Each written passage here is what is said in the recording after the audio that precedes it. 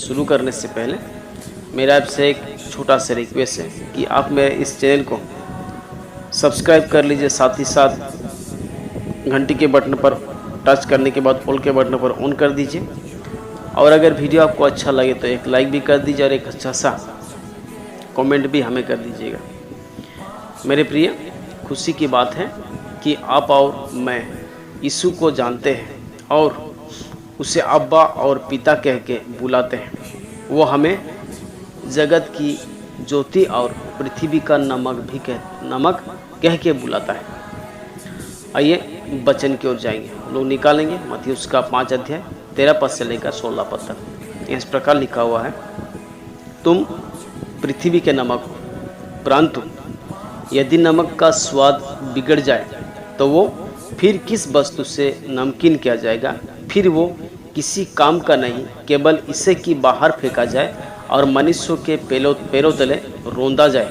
तुम जगत के ज्योति हो, और जो नगर पहाड़ पर बसा है वो छिप नहीं सकता। और लोग दिया जलाकर पैमाने के नीचे नहीं परंतु दीपट पर रखते हैं, तब उस घर के सब लोगों को प्रकाश मिलता है। उसी प्रकार तुम्हारा उजियाला सब मनुष्यों के सामने चमके कि वे तुम्हारे भले कामों को देखकर तुम्हारे पिता की जो स्वर्ग में है बड़ाई करें। मेरे अति प्रिय मित्र, प्रभु यीशु मसीह अपने शिष्यों को देखकर कहता है कि तुम पृथ्वी के नमक हो, साथ ही साथ कहता है तुम जगत के ज्योति हो। उसके साथ कहता है 15 पद में, और लोग दिया जलाकर पैमाने के नीचे नहीं परंतु दीपट पर रखते हैं, तब उस घर के सब लोगों को प्रकाश पहुंचता है। जी हाँ मेरे प्रिय, प्रभु यीशु मसीह यहाँ बहुत रहस्यमय बात कहा है, बहुत रहस्यमय बात है। इसका मतलब यह होता है मेरे प्रिय, तुम्हारे भले कामों को देखकर तुम्हारे पिता की जो स्वर्ग में है बड़ाई करे। जी हाँ मेरे प्रिय, हमारे कामों को देखकर कोई प्रभु यीशु मसीह का महिमा नहीं करते हैं, कोई प्रभु यीशु मसीह का महिमा नहीं करते हैं, लेकिन प्रभु यीशु मसीह का विरोध करते हैं हमारे कामों को देखकर। मेरे प्रिय, हम बहुत अच्छे, बहुत स्वादिष्ट चीज़ें, बहुत ज्योति देने वाले व्यक्ति हम हैं, लेकिन हमारे द्वारा हमारे स्वभाव के द्वारा लोग प्रभु यीशु मसीह को ग्रहण नहीं करते हैं, परंतु प्रभु यीशु मसीह से दूर भाग जाते हैं।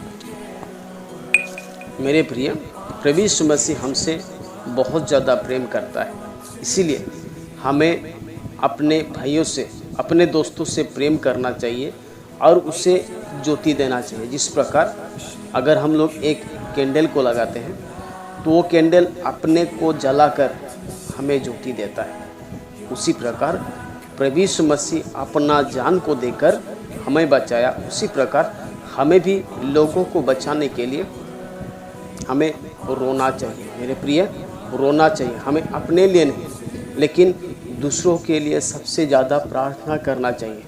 हमारे प्रार्थना के द्वारा बहुत कुछ हो सकता है। मेरे प्रिय, हमें प्रार्थना करना चाहिए उन लोगों के लिए, साथ ही साथ उन लोगों का प्रभु का वचन देना चाहिए। आइए हम लोग वचन पढ़ेंगे।